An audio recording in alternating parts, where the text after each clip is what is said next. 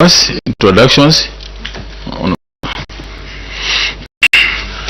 General Stwala, representing Kaoma Central in Western Province. I'm a member of the committee. Welcome, Action Aid. Thank you. Good morning once again, Chair, and good morning, colleagues, Action Aid. I'm a villager from Sesheke. My name is Romeo Lileko Kangombe. Thank you, Chair. Good morning, Chair. And good morning, Action Aid. My name is Twambo Mutinta, Member of Parliament for Itezitezi in Southern Province. And welcome. Thank you, Chair, and good morning, witness. I'm Engineer Afro Mavenga, Member of Parliament for Morezi constituency in Western Province. And I'm a member of this committee. I welcome. Thank you. Good morning, Action Aid. My name is Kolma Simunji, a Member of Parliament for Alikwandi constituency in Western Province. Thank you, Chair. Action Aid, good morning and welcome. Muvika Muvika, MP for Shango Western Province and a member of the committee. Thank you. Good morning. My name is Kalalo Mkwasali and member of this. Remember Mtale is my name, Member of Parliament for Chitambo. Thank you so much, Honorable Chair. My name is Mtotwe Kafwaya, MP for Lunte constituency. Good morning. Thank you. I'm Jeff Murebwa, MP for Kaflafta constituency in Masai district on the Copper Belt. You're welcome. Good day, good morning. Near Oliver Amotike, Member of Parliament for the good people of Mongo Central. Thank you. Thank you very much. And my name is Fred Jatila, Member of Parliament for Momba constituency Monze, also the chairperson for the committee. Cap 12 of the laws of Zambia do give immunity when appearing before a committee of Parliament such as this one, so which we are filing you, meaning that you have the immunity. And that means that whatever you say also we are together, that which you say cannot be used against you in any court of law, except if you were to decide to deliberately mislead us, the same provision works against you. So we are happy to have you, Action Aid, with your team. And what we would do is, because we have your submission has about 9 pages, we'll give you, if you need all of it, say 25 minutes maximum. Here someone is saying, is that too much? Maybe 20 minutes? 20 minutes to 25 minutes to take us through your submission, and then I'll allow the members to ask questions if at all there will be any, and then we'll be done. Okay, we can start. Chair, thank you very much once again for the opportunity. Maybe before we start, we want to just request consent, if it's okay with you, for us to take pictures. Yeah, sure. Okay, That's thank you. Yeah, it might seem like very bulky our presentation, Chair, but really these are key matters, and we'll try to endeavor to summarize our presentation. So in terms of really like the structure, we'll just speak to try and introduce the subject matter, speak to the policy framework, then overview of also the medium-term budget, taking into account opportunities and many other things. So, Chair, basically want to say that globally there has been quite a number of discussions to transform the unfair global financial architecture, and these are key forums where we discuss such kind of issues. For example, the Financing for Development 4. This is a conference where you might also wish to know that Zambia was a co-chair, and progress has been made to establish the United Nations Convention on Taxation, which is also, these are key issues which we need to take into account. At national level, Zambia's fiscal position has faced several challenges in recent years that has adversely affected development across all the sectors. Most notably is our public debt burden, and also high cost of debt servicing clouded our public spending on key social sectors. underpinning human rights and also sparking austerity reforms under the IMF, the G20 common framework, among others. Okay, improved domestic resource mobilization, reduced public spending alongside the parallel external debt restructuring has been the key strategy to ensure debt sustainability. So we really want to emphasize that with this happening, resource mobilization, especially at domestic level, remains a key undertaking. In terms of really like our argument also or presentation is takes into account the policy framework. Want to draw your attention to, for example, to the 2026-2027 medium-term budget plan, as well as the 2026 budget green paper, anchored on a robust policy framework that aligns fiscal and also economic planning with Zambia's broader development goal. So this framework basically guided by the 8th National Development Plan and also the Vision 2030, which are very key in terms of this discussion, with an emphasis on achieving macroeconomic stability, inclusive growth, and also poverty reduction, guided primarily by the Planning and Budgeting Act of 2020 and the framework integrates cross-cutting reforms, including decentralization and also transparency, which are very key going forward. Really, like in terms of really our approach basically is based on our collective work as Action Aid Zambia. We will also provide the following analysis just to ensure that we give more specific examples on some of the arguments present this morning to members of parliament, just to help you appreciate what we are trying also to propose and also recommend. So allow me now just to give this opportunity to my colleague also to take us through an overview of what we think are some of the key issues we should bring to your attention. Thank you. Thank you very much.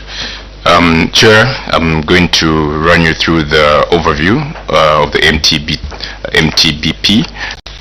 So we note the projections that are being made show sustained growth and macroeconomic recovery, but we still note that there is critical structural vulnerabilities and governance that exist.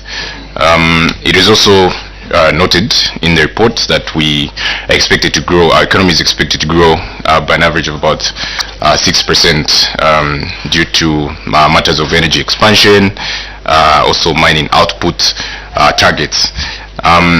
With regards to inflation, we've noticed that government has sort of stepped up and increased the target sort of band. Before, we normally have had 6 to 8%, but we see 7 to 9%, which is showing that inflation is still a little bit strong in this medium-term period. Actions, however, notes a concern that the continuous reliance on copper risks economic volatility of global prices drops, thereby not meeting intended economic growth rates, the 6%, especially that diversification remains limited. Some of the opportunities we see in this report is the planned expansion of infrastructure, energy, agriculture, and mining sectors can actually accelerate inclusive growth, but it has to be matched with eco-focused spending and implementation discipline. The other aspect also is commitments to industrialization and climate resilience can create space for social inclusion and adaptive service delivery. Some of the major challenges that we see is the evidence that we see from the Financial Intelligence Center reports. For example, the 2024 Trends report shows persistent illicit financial flows and tax evasion, particularly in the mining, real estate, and digital sectors, with over 3.5 billion in illicit financial flows traced in 2024 alone. Other matters, obviously, are issues of smuggling, illegal mining networks involving foreign nationals, are there to weaken or erode the domestic resource mobilization base. In terms of the macroeconomic framework, I think we've tackled the aspect of the growth that has been projected. Inflation is expected to decline to 9.3% in 2026, but as you can see from the target range being increased, obviously it still remains a risk due to the exchange rate volatility as well as fuel prices. The exchange rate, while slightly stabilizing in 2025, remains vulnerable due to weak FDI inflows, illicit capital flight, and limited diversification of exports. Fiscal consolidation is predicted on increased domestic revenue mobilization. We have a target of 22.8%, which is good and in a sense ambitious. Yet this depends on enforcing tax justice reforms. I will move on to the issues of debt sustainability. So we've noted that, and in the preamble, I think Geoffrey did touch on the aspect of the crowding out of the private sector. So we've seen that domestic debt accounts for about 60% of total debt, and leaving less room for the private sector to have access to credit. This obviously stagnates their opportunities for growth. So CSOs have been calling for a 50 sort of target to ease liquidity constraints. In terms of domestic resource mobilization, we're happy with the target that ZRA has set to 22.8% of GDP through the tax reforms and technology integrations. But we also have to note that Zambia continues to lose substantial revenue. For example, in 2022-2023, Zambia lost about $360 million from tax exemptions, and about $192 million in 2022, and so on and so forth. I think some of them are in the tax expenditure report, and call for serious concerns in terms of adjusting our tax incentives policy. Just to quickly finish up on the sector analysis, we note that this very positive pronouncements in this time period. For example, in agriculture, we've seen quite a number of targets that government has set in terms of increasing land under cultivation to about 900,000 hectares and irrigation to 4,000 by 2030. And also we've seen the plans to expand the livestock population to 6 million and to boost fish production to 300,000 metric tons. So we find this to be very commendable, and we just stress that such targets can only be achievable with efficient public finance management, strengthened institutional coordination, and climate resilient investment. In the mining sector also, ActionAid Zambia welcomes the reforms to improve transparency, e.g. the ZIMIS, the Zambia Integrated Mining Information System, but we strongly reiterate that there's a need for inclusive benefit sharing mechanisms and accountability in mineral use to ensure communities affected by mining activities see tangible development outcomes.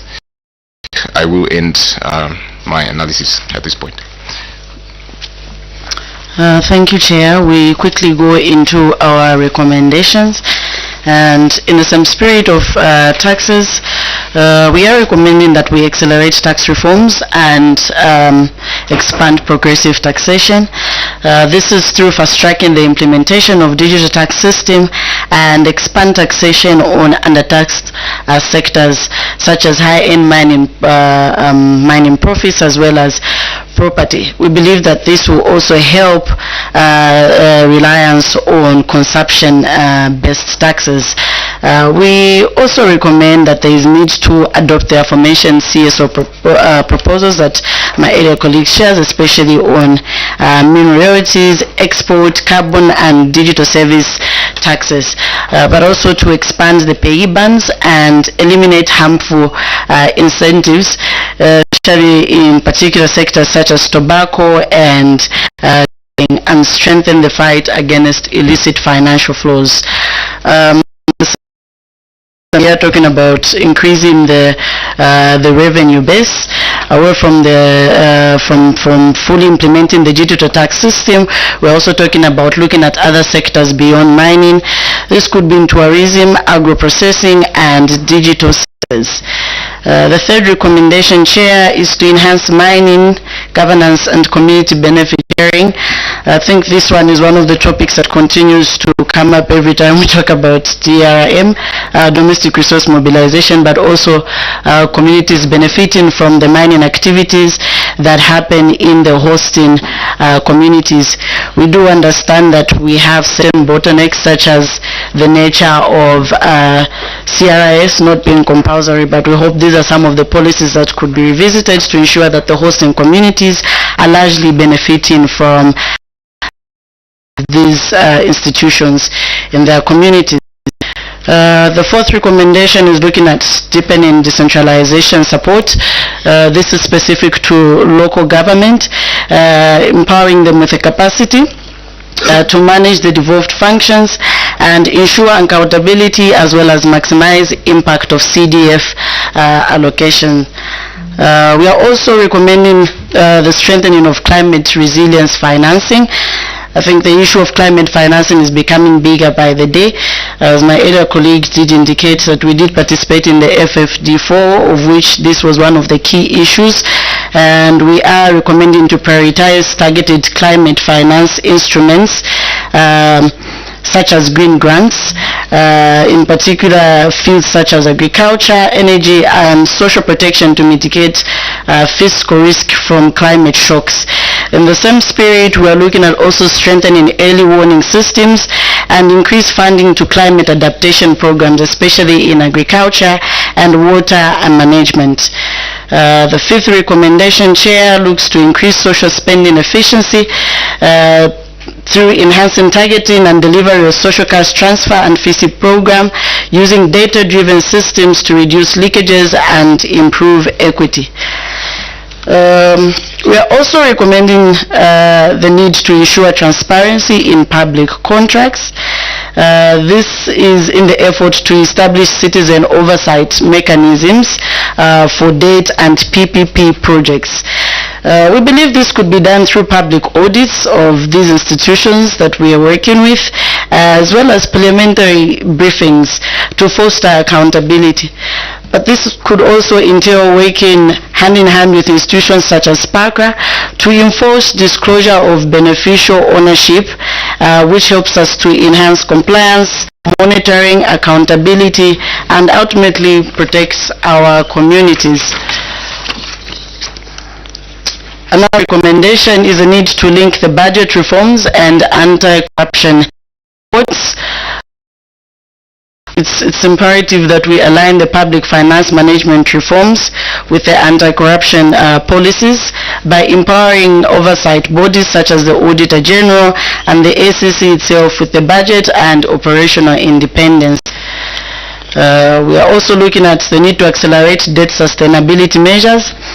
We do recognize the efforts that have been made so far, and we do understand that there are still critical steps that need to be taken to complete the process. And in the same spirit, we do recommend that the government should maintain the restriction to non-concessional borrowing and adopt more cautious debt strategy. And finally, we are looking at the need for consideration of introduction of green taxes and eliminate fossil fuel subsidies by revising royalties and taxation regimes to reflect the cost and promote full disclosure of contracts and revenue allocation. We believe the government must work hand in hand with institutions like the Extractive Industry Transparency Initiative, EITI in Zambia, and ZEMA to standardize emissions reporting and taxation, while considering the utilization of green bonds for climate action. I'll allow Geoffrey to just conclude with the submission. So, Chair, thank you very much. In our conclusion, basically, we want to say that the plan presents much needed fiscal direction for basically economic and growth, as well as this, what we are basically recommending that in the execution of these plans there is need to ensure that the provision of the public service upholds quality and also advances human rights, because in trying to also to develop, we note that sometimes the rights of the people are being abused, especially maybe in sectors such as the mining. Zambia, like many other developing countries, has experienced significant downturn in foreign aid, which is a call for stronger actions on illicit financial flows. I'm sure you've noted the recent cut of spending, which has even affected a sector like ours. So as such, we really need to put in stronger systems and progressive taxation to meet developmental goals.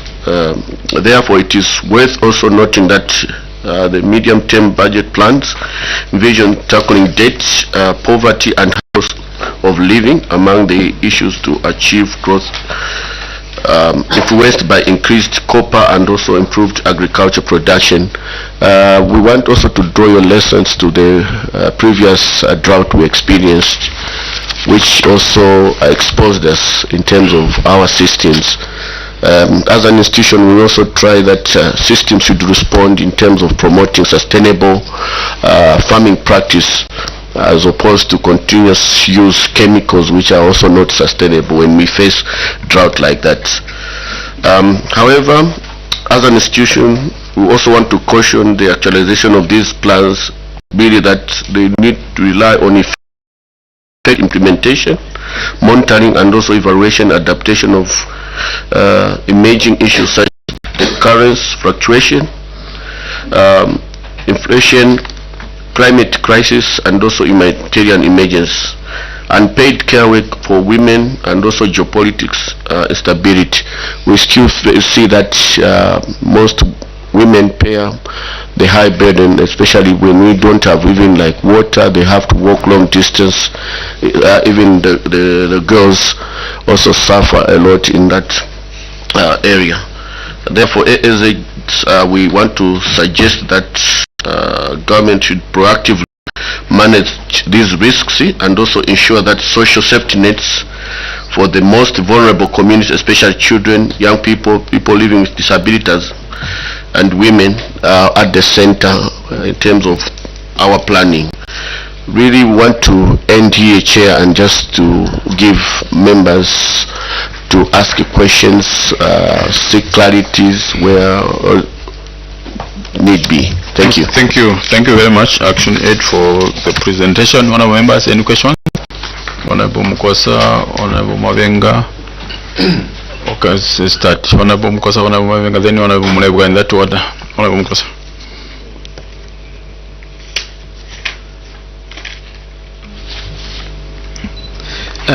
Thank you, Chair. Clarification. I've seen under the recommendations where the witness has spoken to the issue of ensuring transparency in public contracts. Then they have stated that there is need to establish citizen oversight mechanisms for debt and PPP contracts, including public audits and parliamentary briefings to foster accountability. So I just wanted to seek a clarification as to, from your understanding, analysis, and research, what it is that is not being done that you would like to be done in the current system. What is it that that the government is currently not doing that you are recommending that in place, so that when it's put in place there will be enhanced transparency in public contracts? Thank you so much, Chair. Thank you, Honorable Mabenga. Yeah, thank you, Chair. I need a clarification on page 9, where link budget reforms and anti-corruption efforts. I just want to find out how the empowerment can be done, because the anti-corruption and the Auditor General, they were created under the Act of Parliament. Now, if then other empowerment required, what is this empowerment you are talking about? Can we have a guide? Probably the people responsible can deal with this matter. Thank you. Thank you, Honorable Mabel. Thank you very much, Honorable Chair. I think I'm going to trend on an identical route that Engineer Mabenga took. You've stated that there is smuggling, especially from the mining sector, by foreign nationals. I'm trying to imagine here, someone comes from wherever, they begin to do some work in Zambia, and immediately they start this vice of smuggling by themselves. I've imagined, and I think that that is absolutely impossible for a foreign national to come to Zambia and begin to smuggle, I'll call it our wealth, out of this country without an input from us Zambians. I looked at your recommendations. You've addressed the issue of corruption, which I think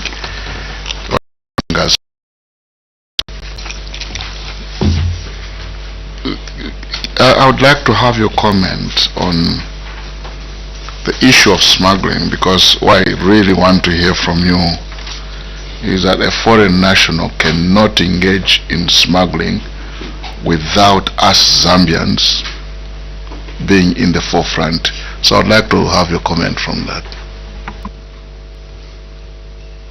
Action 8, you can respond to those. Okay, I'll start then, my friends, to add. Maybe let me just start with the last one. Action 8, I think we have appeared to this particular committee on several matters, and I think we had the presentation on procurement. One of the areas which needs to be strengthened is the double taxation agreement. I think there was a story which we published, Sweet Nothing in Mazabuka, where Zambia had this double taxation agreement with the island, because the agreement said that whatever companies established from that country was not supposed to be paying tax. So that was used as a floor where many people went to establish companies because of taking advantage of that agreement. And that's why in our introduction we said that there is a conversation at global level to review how the taxation currently is sitting, because it presents a weaker position to developing countries like ours. Until we don't revise those DTAs, the agreement, Zambia will continue to be on a weaker side, because we keep on calling these investors to come without necessarily reviewing our key agreement. So those are used like loopholes to avoid paying tax. And because most companies, when they come to invest here, they are aware of those weaknesses, they take advantage of that. And those are some of the things which, like, even maybe some Zambians who are working in the mining sector, we don't know some sort of incentives that they are given, but we only hope that we can also have some sort of people who are nationalists who look at the interest of the company, of the country first. So I'll allow my colleagues also to add to the two questions which have been posed. I hope we have addressed your question, Honorable. Yes, maybe 55%. Okay. All right, thank you so much. I think I'll start in reverse as well, as my colleague had started. So in terms of, I think the issue of, you mentioned the issue of smuggling, and you highlight that smuggling cannot exist without an active role of Zambian citizens or Zambian people themselves.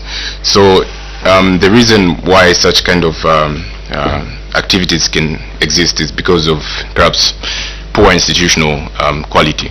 So I think there's an opportunity to strengthen our institutions so that we limit corrupt practices. And in terms of corrupt practices, we need to build strong systems that ensure quick action to offer punitive measures against culprits or any people that are found wanting.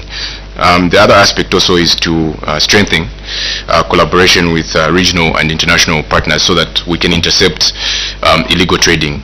If we have double reporting, you know, for example, another country receives a product that is coming from, that has Zambian origin.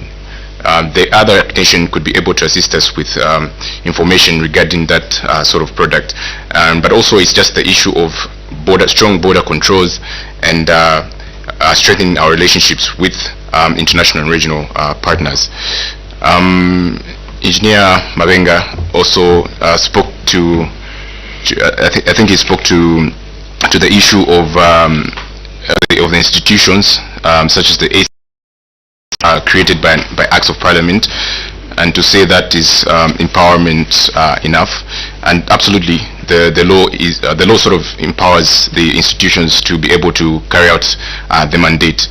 And I think what could also be important, or what we mean here as Action Aid, is that we want to see a level of increased financial support as well as technical support, so that they're able to conduct their mandate. But also it's the issue of their independence. It would be good for them to have less, if at all that's an actual thing, is to have less interference in their operations. Honorable Kosa also spoke to the issue of transparency. I think what we'd like to see is that we need to see consistent reporting of any new contracts that are sort of signed. We need to see consistent reporting of any debt contraction. We don't have to wait for a long period before we see an updated statistic, and also consistent reporting of the profits. And also you know, we need to see on PACRA the people that are sort of some of these corporations, or some of that are actually going into partnership with government in terms of the PPPs. Yeah, thanks. Thank you, Honorable Smoshi. Just a follow-up question, Chair. Okay, Honorable Mabenga. Yeah. Action Aid, it's in the, when you're talking of the budgeting and the stuff, those, as I said, they have got structures and they are being funded. What I expected for me is that maybe we're going to give them extra powers by allowing them to arrest and prosecute offenders. That, to me, it will make more sense. You see, we have ERB, they are able to arrest and prosecute. Now, these two, Auditor General and Anti-Corruption. Anti-Corruption, they can arrest, they can only that it ends there. So that's what I was saying, but what other methods or what systems should we put in place to empower these institutions? Thank you, Chair. Thank you. So just keep a tab on this question, then we take one from Honorable Smush. Thank you so much, Chair, and thank you for your presentation. I want to speak to the macroeconomic framework, where you are talking about fiscal consolidation, which is predicted on increased domestic revenue mobilization, and of course targeted at 22.8% of GDP. So the question I have is, given the dynamics in our domestic resource mobilization as a country, are you sure it is possible for us to achieve this target by 2028?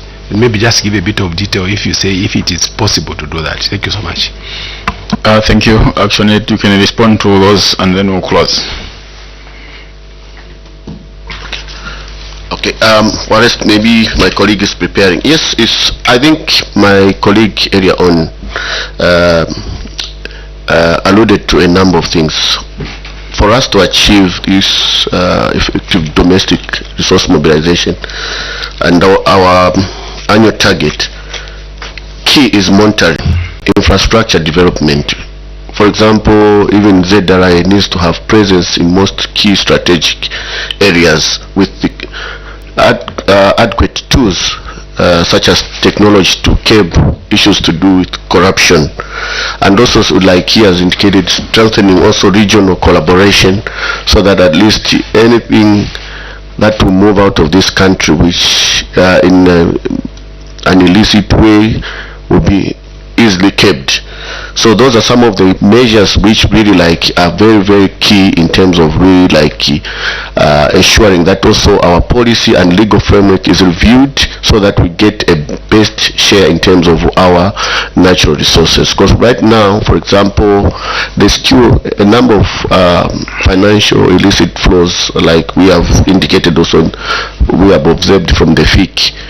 A number of resources are being stolen, maybe for lack of a better term, from our country, and that needs to come to an end. I'll allow my colleague also to add on the first question on the contract, awarding of contract. Okay, thank you, Chair. And I think I'll base this one from my previous colleague who was speaking on ensuring transparency on public contracts. Firstly, as ActionAid, we do recognize the complexity of governance, and we do understand that in many cases in these dealings there is need for a certain level of exclusivity, and we do understand the complexity that comes with issues of cases such as NDAs.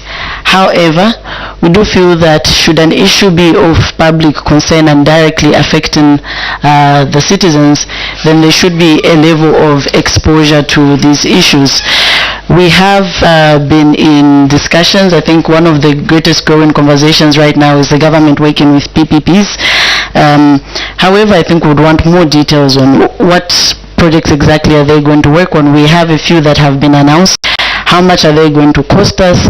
And timely as well as regular updating of how these projects are moving and what this is going to cost us. When it comes to particularly the awarding of contracts, especially under the PPs, and I think this is where the part of beneficial ownership becomes critical. Who owns some of these things, and what does it entail with regards to the interaction that they have with public service delivery? And what I mean, I will have to give an example. What will it mean if it's found that somebody who is being given a contract is going to a company that is owned by a minister? What does it mean to the quality of service? How do we get to curb corruption in such a case where there's high interaction of high-ranking individuals or associates of those that may be working with our high officials?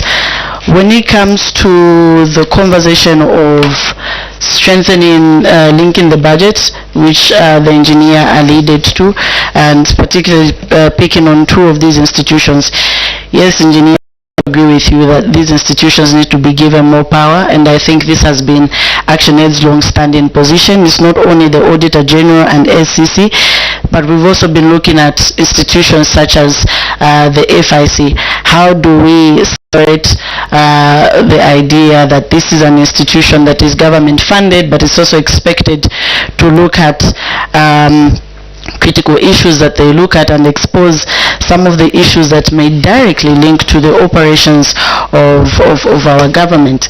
When it comes to the issue of are we sure we can achieve this target? I think I'll leave this one. Okay, you can switch off your mic.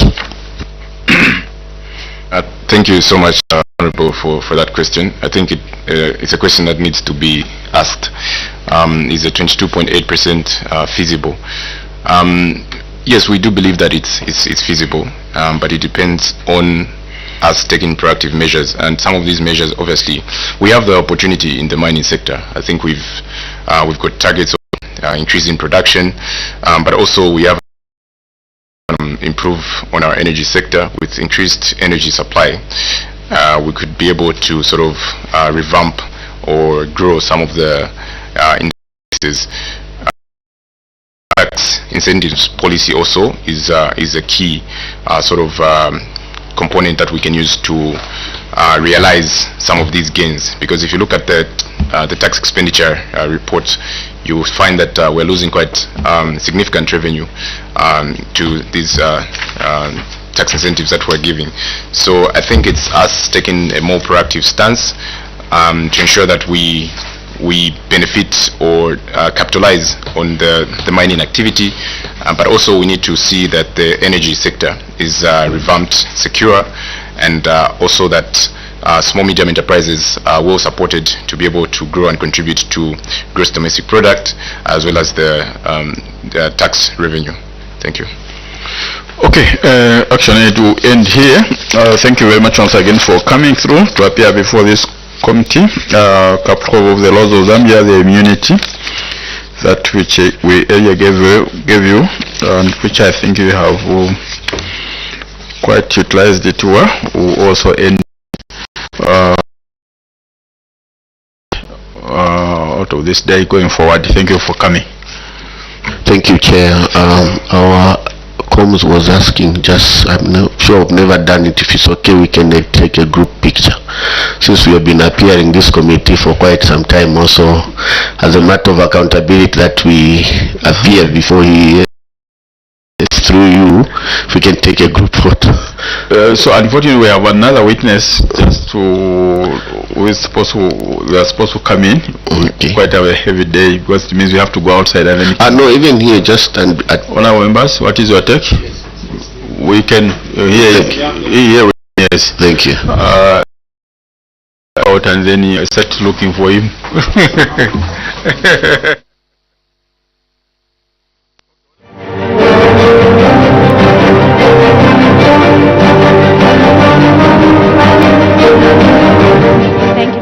And thank you for still watching Parliament TV, the station dedicated to bringing Parliament close to you.